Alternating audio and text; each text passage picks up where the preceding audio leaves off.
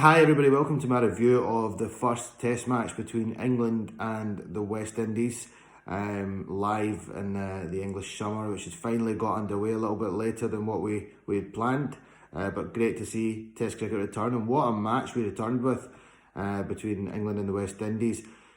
All started with what I thought was quite a strange toss decision by Ben Stokes, who decided to bat first in overcast conditions, which weren't looking like they were going to clear for day one or day two. So that surprised me quite a bit. I think it was a sign of intent that we're going to come out hard at you and we're going to put runs on the board. But the West Indies were up for the challenge. They've turned up with a proper bowling attack.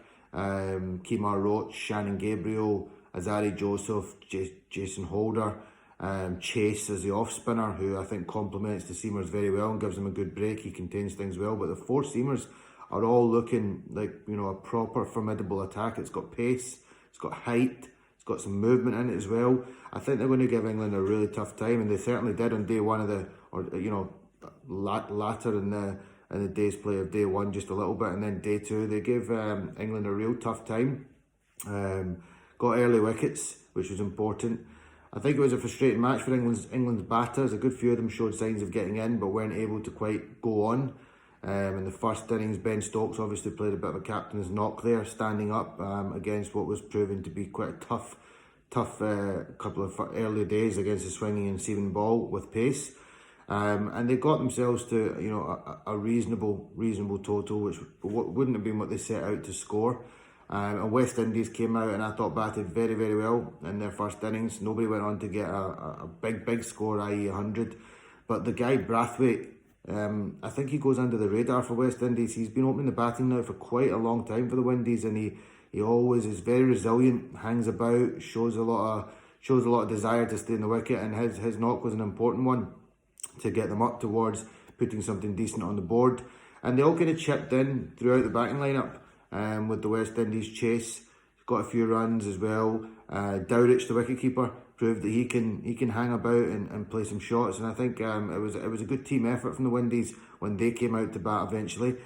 Moving into England's second innings, again I think they were looking a lot better in the second innings. Sibley obviously started well for them opening the batting. He got himself to 50 and then criminally got out. I thought quite a soft dismissal after playing on. It seemed to kind of take his concentration off the game a little bit, and then he got caught down the leg side.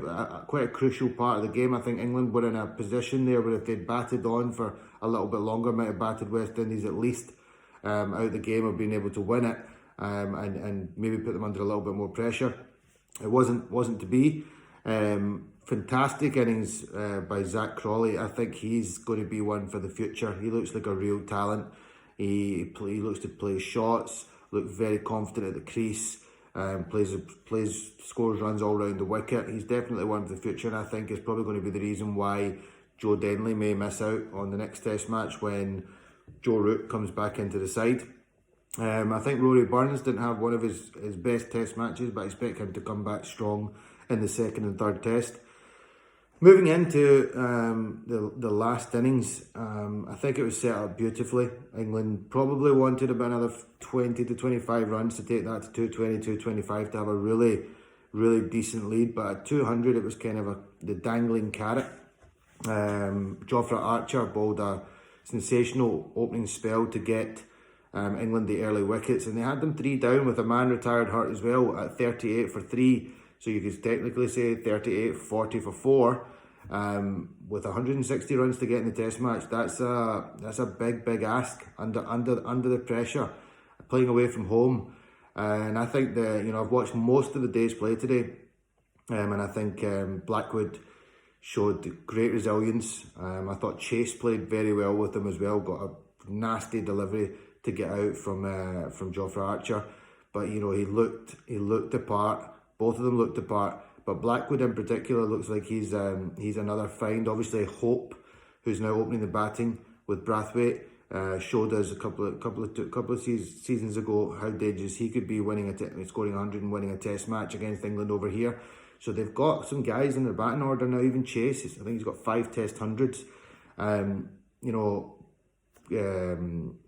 Blackwood didn't quite get West Indies over the line at the end there. He got excited on 95 and he smoked one straight to mid-off.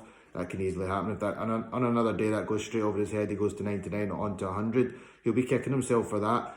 But he would have taken that in the morning of the test. His captain and his coach would have taken that in the morning of the test, and I think he showed a lot of character.